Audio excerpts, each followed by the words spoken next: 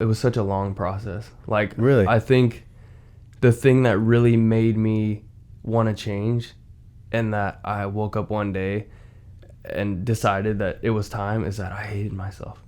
I hated the person that I was. I hated what I represented. Everything about me I didn't like. Like, I believe that you're supposed to be your own biggest hero. Like, when you look in the mirror, you're supposed to be like, okay, like, I want to be like that guy. Right.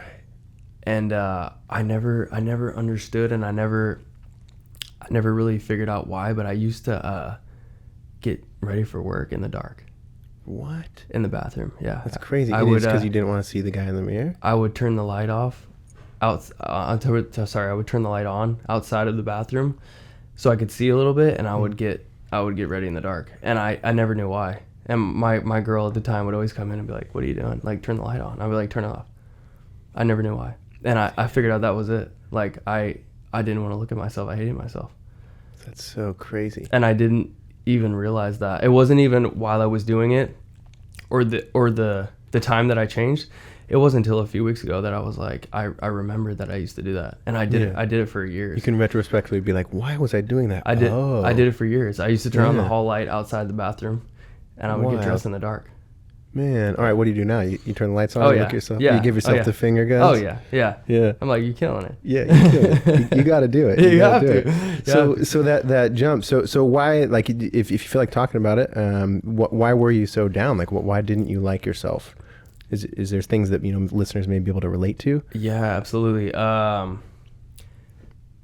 think I was on this fast track lifestyle, and I was living just every day by the seat of my pants, and whatever was giving me feeling of appreciation, I would jump right into, no questions asked. And at that time, everything was physical. It was all flesh. It was a lot of girls, which is, I think, was my biggest thing that I was feeding was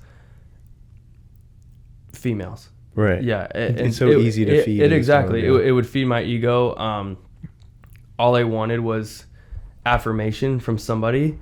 And so I found easy ways to get it. And if you're getting positive affirmation from multiple streams at the same time, you must be doing good, right? Yeah. You must be. That's going to keep you in that loop. Yeah, exactly. You must. I mean, what do I need to change? Everybody likes me. You're the best. You're the best. I'm the best. I'm the best, right? But here you are getting ready in the dark. Yeah. And you didn't even realize. Exactly. Yeah. Which was, like I said, which was crazy because I didn't even know what was going on. I haven't done that in probably close to a year, and I just figured out the other day. Like, it came to me, and I was like, whoa. Dang. I used to do that. Well, good for you for pulling out that, man. That's that's something that we do weird things to ourselves, think that we deserve to feel certain ways. Yeah. Sometimes we don't even realize we're doing it to ourselves. No idea. So weird. Yeah. Huh. So you just like weren't you were just living just for instant gratification. You're just trying to like please your ego. Please my ego. We chatted a little bit about ego before this. You want to touch on your ego? How was your ego different then than it is now? I would say, as far as like my ego is, I still have it. Everybody's got it. I feel like it never goes away. It's a hard concept to get around. To me, the ego is a beast. Like, you can feed it good things or you can feed it bad things. And I was feeding my ego so many bad things. I was constantly in challenge. I wanted to challenge everybody that didn't agree with me or that didn't think how I thought. It was always a challenge. The ego was, if I have this many women, if I have this, if I have that, if I have this car, if I have this, if I have all this money, whatever these things, I must, like I said, I must be doing good. I must be fine. Right. Now I think my ego has shifted into where I don't want to say I don't have one, but I think it's because we relate ego to negative.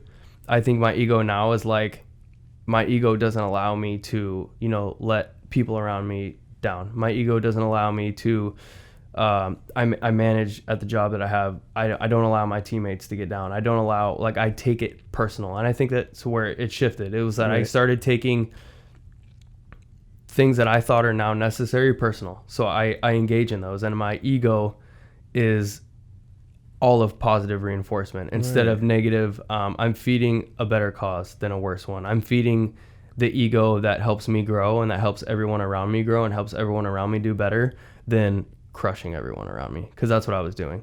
As long as I was on top, it didn't matter where everyone else was at. But now I realize, like, yo, we can all stand on this podium. Right. Like everybody can fit in first place. Like Yeah, a lot get of up people here, bro. think, Get up here. think that that's not possible, but it is. Yeah. And I really think that if I'm who I'm supposed to be and I'm the best version of myself, that I can bring everybody else up there. And that's now my goal.